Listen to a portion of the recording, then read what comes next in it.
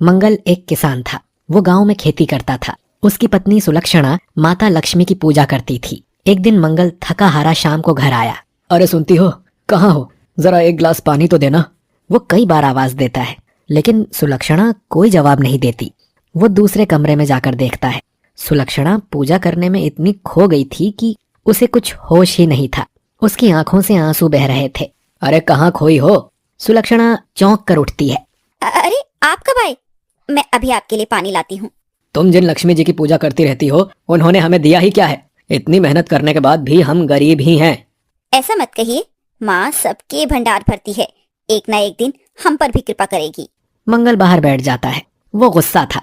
उसकी पत्नी हमेशा लक्ष्मी जी की तारीफ करती रहती थी। इसी तरह समय बीत रहा था। एक दिन मंगल घर आया और बोला, सुलक्षणा, हमारी फसल तैयार हो गई है। 1-2 दिन में फसल काट कर मंडी में बेच आऊंगा। इस बार अच्छी फसल हुई है। लगता है पूरा साल आराम से कट जाएगा। आप मानो या ना मानो, ये सब माँ लक्ष्मी की कृपा के कारण ही हुआ है। दोनों ऐसे ही बातें करते करते रात को सो जाते हैं। आधी रात को बहुत तेज बारिश शुरू हो जाती है। सुबह जब मंगल उठता है तो देखता है कि चारों ओर पानी ही पानी है। वो दौड़कर खेत पर जाता है। वो जाकर देखता है कि उसकी सारी फसल बर्बाद हो चुकी थी। घर आकर मंगल बहुत गुस्सा हो जाता है। तुम्हें पता है तुम्हारी माँ लक्ष्मी ने सारी फसल बर्बाद कर दी। एक भी दाना नहीं बचा। पूरे 6 महीने की मेहनत पर पानी फिर गया। सुलक्षणा कुछ नहीं बोलती। वो चुपचाप अपने काम में लग जाती है। अगले दिन मंगल अपने खेत में जाकर काम करने लगता है। पीछे से सुलक्षणा माँ के सामने बैठकर रोने लगती है। माँ, ये सब क्या कर दिया? जितना मैं अपने पति के मन में आपके प्रति भक्ति जगाना चाहती हूँ, उतना ही वे आपसे दूर होते जा रहे हैं। माँ, हम पर कृपा करो। उस दिन से सुलक्षणा मंगल के आने से पहले ही पूजा कर लिया करती थी, जिससे वो गुस्सा ना हो। शाम को जब मंगल घर आया, आज खेत में साफ सफाई करके आया हूँ। अब कुछ दिन में पानी सूख जाएगा, तब नई फसल के लिए बीज बोने हैं। साहूकार से कर्ज लेना पड़ेगा। सुलक्षणा कुछ नहीं बोली। उसे पता था कि उसके कुछ बोलते ही लड़ाई शुरू हो जाएगी, क्योंकि मंगल का सारा गुस्सा माता लक्ष्मी जी पर ही निकलने वाला था। अगले दिन से मंगल घर पर ही रहने लगा। खेत पर कोई काम नहीं था। वो पानी के सूखने का इंतजार कर रहा था। तभी दोपहर को एक साधु और उनकी पत्नी मंगल के घर आए। बेटा, हम दोनों बहुत भूखे हैं। बरसात में कहीं भी खाना नहीं मिल सका। क्या तुम हमें भोजन करा सकते हो? जाओ साधु बाबा, मैं भगवान के भक्तों की सेवा नहीं करता। कहीं और जाकर खाना मांगो। ये सुनकर दोनों चल देते हैं। तभी सुलक्षणा बाहर आती है। रुको बाबा, ये आजकल गुस्से में रहते हैं। हमारी फसल बरसात में खराब हो गई है। आप बैठो, मैं आपके लिए खाना परोसती हूँ। नहीं बेटी, जब तक कोई हमें प्रेम से खाना नहीं खिलाता, हम नहीं खाते। बाबा, मुझे माफ कर दीजिए। मैं अपनी ही उलझन में परेशान था। वैसे भी एक किसान के घर से कोई भूखा जाए, ये नहीं होना चाहिए।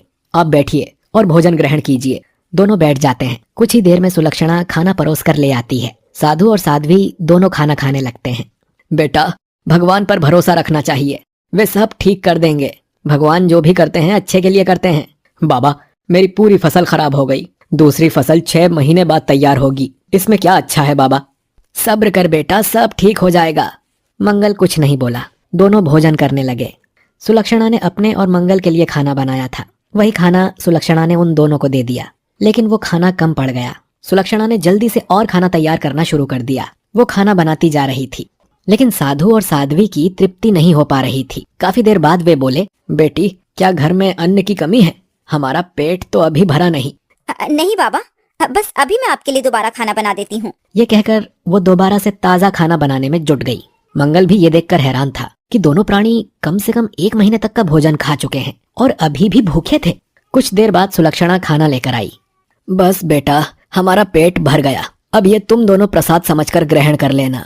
बाबा, अभी तो आप कह रहे थे कि आप भूखे हैं। बेटा, तुम दोनों का भाव देखकर पेट भर गया।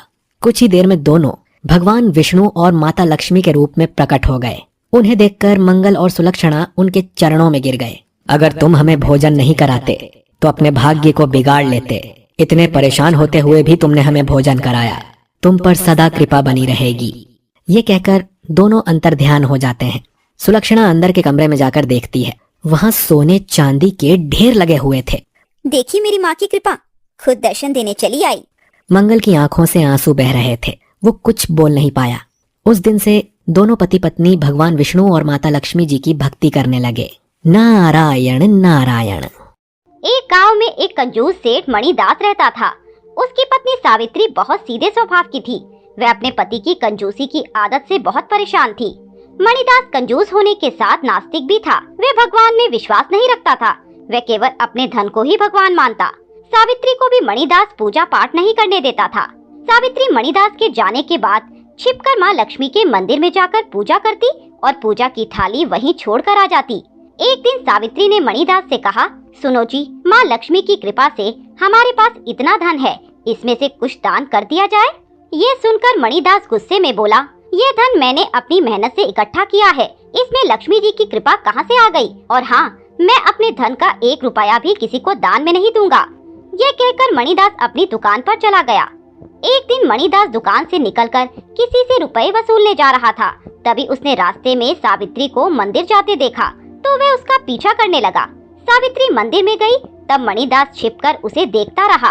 सावित्री ने मंदिर से पूजा की थाली लेकर उसे साफ कर दीपक जलाया और माँ लक्ष्मी की पूजा की। फिर उसने एक सोने का सिक्का निकालकर माँ लक्ष्मी के चरणों में चढ़ा दिया।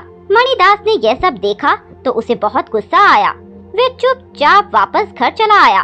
सावित्री जब घर पहुंची तो मणिदास ने पूछा, तू कहाँ गई थी?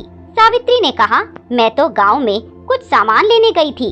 तब मणिदास ने कहा, मैं सब जानता हूँ, तू लक्ष्मी जी के मंदिर गई थी और वहाँ सोने का सिक्का चढ़ा कर आई है। ये सुनकर सावित्री डर गई। फिर उसने कहा, मैं जब भी मंदिर जाती हूँ एक सोने का सिक्का चढ़ा देती हूँ। ये मंदिर में होने वाले भंडारे में काम आता है। मैंने मंदिर में भंडारा कराने का प्रण ले रखा है। पिछले कई वर्षों से यह भंडारा होता आ रहा है। यह सुनकर मणिदास ने कहा, यह तो धन की बर्बादी है। आज के बाद यदि तू मंदिर गई तो मुझसे बुरा कोई नहीं होगा। सावित्री डर गई और कुछ दिन मंदिर नहीं गई। एक दिन मणिदास के घर मंदिर के पुजारी आए। उन्होंने कहा, सेठ जी, सेठानी जी बहुत दिनों से मंदिर नहीं आ रही, क्या बात है? तब मणिदास बोला, अब वह कभी मंदिर नहीं जाएगी और मंदिर में सोने का सिक्का भी नहीं चढ़ाएगी। मैं भी देखता हूँ इस साल मंदिर में भंडारा कैसे होता है। ये सुनकर पुजारी जी ने कहा, सेठ जी, माँ लक्ष्मी का भंडारा हर साल सेठानी जी के हाथों से होता है, तभी आप पर माँ लक्ष्मी की कृपा बनी रहती है। लेकिन मणिदास अपनी बात पर अड़ा रहा। निराश होकर पुजारी जी वापस चले गए। भंडारे का दिन नजदीक आ रहा था। सावित्री को चिंता हो रही थी कि भंडारा कैसे होगा। अगले दिन सावित्री ने घर में ही सोने का सिक्का एक स्थान पर रखकर उसे लक्ष्मी जी मानकर पूजा की और उस सोने के सिक्के को घर के पीछे कुएं में डाल दिया और कहा, माँ, अब आप ही इस सिक्के को मंदिर तक पहुँचा दें। सावित्री नियम से यही काम करने लगी। एक दिन सावित्री गांव में जा रही थी, तभी उसे मंदिर के पुजारी मिले। सावित्री ने उनसे कहा, पुजारी जी, आप चिंता न करें, माँ लक्ष्मी का भंडारा इस वर्ष भी होगा। मैं मंदिर नहीं आ सकती, आप भंडारे से 2 दिन पहले मंदिर के दान पात्र को खोलना, माँ चाहेगी तो सब ठीक हो जाएगा। तब पुजारी ने कहा, बेटी, गांव वाले तो बहुत गरीब हैं, ये भंडारा तो तुम्हारे चढ़ाए हुए सोने के सिक्कों से होता था, दान पात्र में तो कुछ भी नहीं होगा। सावित्री ने कहा, आप जैसा मैंने बताया है वैसा ही कीजिए, माँ लक्ष्मी का भंडारा अवश्य होगा। इधर मणिदास सावित्री पर पूरी नजर रखता था कि कहीं वह मंदिर न चली जाए। सावित्री छिपकर हर दिन एक सिक्के को माँ लक्ष्मी का स्वरूप मान पूजा करती और उसे कुएं में डाल देती थी। भंडारे से 2 दिन पहले मणिदास ने सावित्री से कहा, चल आज मेरे साथ मंदिर चल और देख तेरी माँ लक्ष्मी ने भंडारे के लिए क्या इंतजाम किया है। उसकी बात सुनकर सावित्री मुस्कुराने लगी और उसने कहा, भंडारे का इंतजाम तो हो गया होगा, चलिए मंदिर चलकर देखते हैं। दोनों मंदिर पहुंच जाते हैं। वहां कुछ गांव वाले पहले से ही खड़े थे। सबके सामने दान पात्र खोला जाने लगा। सावित्री आंखें बंद करके माँ लक्ष्मी को याद करने लगी। जैसे ही दान पात्र खोला गया उसमें पानी भरा हुआ था। सभी को आश्चर्य हुआ कि दान पात्र में पानी कहां से आ गया, लेकिन सावित्री मणिदास की ओर देखकर मुस्कुरा रही थी। मणिदास गहरी सोच में डूबा था। तभी सावित्री ने कहा, आप चिंता मत कीजिए, यह पानी अपने ही कुएं का है। जब उस पानी को निकाला गया तो उसके नीचे वही सोने के सिक्के भरे हुए थे जो सावित्री ने कुएं में डाले थे। मणिदास ने पूछा तो सावित्री ने सारी बात बता दी। ये सुनकर मंदिर में सभी माँ लक्ष्मी की जय जयकार करने लगे। मणिदास माँ लक्ष्मी के पैरों में गिर गया और बोला, माँ मुझे माफ कर दीजिए, मैंने धन के लालच में आपको भी भुला दिया था। 2 दिन बाद मणिदास, सावित्री और गांव वालों ने मिलकर धूमधाम से माँ लक्ष्मी का भंडारा किया। उसके बाद मणिदास और सावित्री दोनों माँ लक्ष्मी की भक्ति करने लगे। भागलपुर गांव में सुलोचना अपने पति दयाशंकर के साथ रहती थी। वे दिन रात भगवान भोलेनाथ की पूजा करती थी। एक बार गांव में सूखा पड़ गया, एक बूंद भी पानी नहीं बरसा। गांव के जमींदार ने एक साधु बाबा को बुलाया। उन्होंने बताया, भगवान इंद्रदेव रुष्ट हो गए हैं क्योंकि इस गांव में कोई उनकी पूजा नहीं करता। उन्हें प्रसन्न करने के लिए अखंड यज्ञ करना होगा, जिसमें सभी गांव वाले आहुति डालेंगे। जब तक यज्ञ समाप्त नहीं हो जाता, कोई घर नहीं जाएगा। गांव में यज्ञ की तैयारी होने लगी। नियत समय पर यज्ञ आरंभ हो गया। सुलोचना का पति बाहर काम से गया हुआ था, इसीलिए वे यज्ञ में शामिल होने आ गई। यज्ञ करते हुए जब शाम का समय हुआ तो सुलोचना उठकर जाने लगी। तभी साधु बाबा ने उसे रोका और कहा, तुम यह यज्ञ अधूरा छोड़कर नहीं जा सकती, यह अखंड यज्ञ है। तब सुलोचना ने कहा, बाबा मेरे स्वामी घर आने वाले हैं, मुझे उनके लिए भोजन तैयार करना है और वह थके हारे घर आएंगे, मुझे उनकी सेवा करनी है, इसलिए मैं अब नहीं रुक सकती। तब साधु बाबा ने क्रोध में कहा, इंद्र देवता को प्रसन्न करने के लिए यह अखंड यज्ञ हो रहा है, यदि वे रुष्ट हो गए तो तुझे दंड देंगे। ये सुनकर सुलोचना ने कहा, यदि मैं यहाँ रुक गई तो मेरा पतिव्रत धर्म टूट जाएगा। मेरे कारण मेरे पति को कष्ट हुआ तो मैं जीवित रहकर क्या करूँगी। यदि इंद्र देवता मुझे दंड देंगे तो मैं स्वीकार कर लूँगी, लेकिन मैं अपना पतिव्रत धर्म नहीं छोड़ सकती। ये कहकर वे जाने लगी। तभी आकाश में तेज गर्जना हुई और इंद्र देवता प्रकट हुए। उन्होंने कहा, सुलोचना तूने मेरी तुलना में अपने पति को ज्यादा महत्व दिया। आज से ठीक 1 सप्ताह बाद तेरे पति की मृत्यु हो जाएगी। यदि तू पतिव्रता है तो अपने पति को बचा कर दिखा। ये सुनकर सुलोचना डर गई, परंतु उसने साहस से कहा, हे इंद्रदेव, यदि मेरे भाग्य में पति का सुख नहीं है तो मैं क्या कर सकती हूँ। फिर भी मैं आजीवन अपना पतिव्रत धर्म निभाऊंगी और उनके मरने के बाद स्वयं भी प्राण त्याग दूंगी। ये सुनकर इंद्र देवता रुष्ट हो गए और अंतर्ध्यान हो गए। सुलोचना भागी भागी घर आई। उसने रोते रोते उदास मन से खाना बनाया और दयाशंकर के आने पर उसके सामने खाना परोस दिया। दयाशंकर ने एक कौर खाया और पूछा, सुलोचना आज खाना तुमने मन से नहीं बनाया, इसमें वह स्वाद नहीं है, क्या बात है। दयाशंकर की बात सुनकर वह रोने लगी। उसने सारी बात बता दी।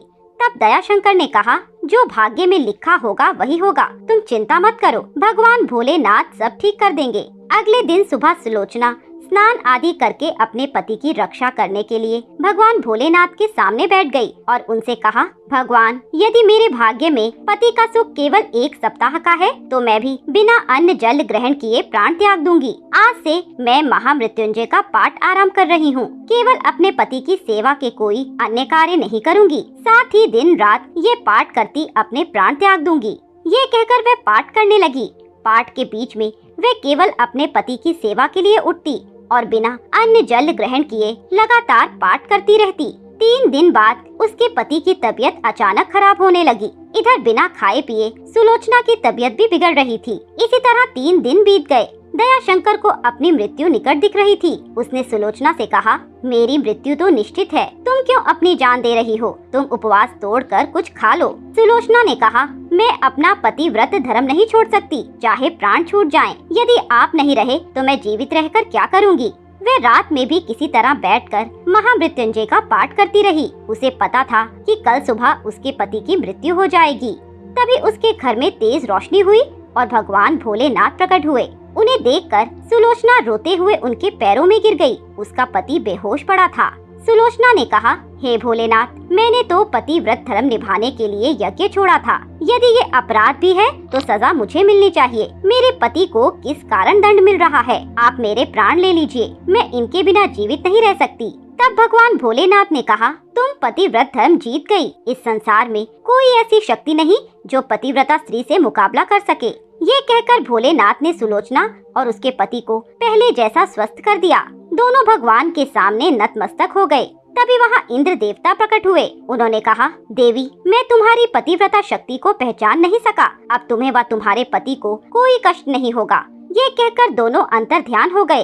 तभी गांव में वर्षा होने लगी, जिससे पूरा गांव खुशहाल हो गया।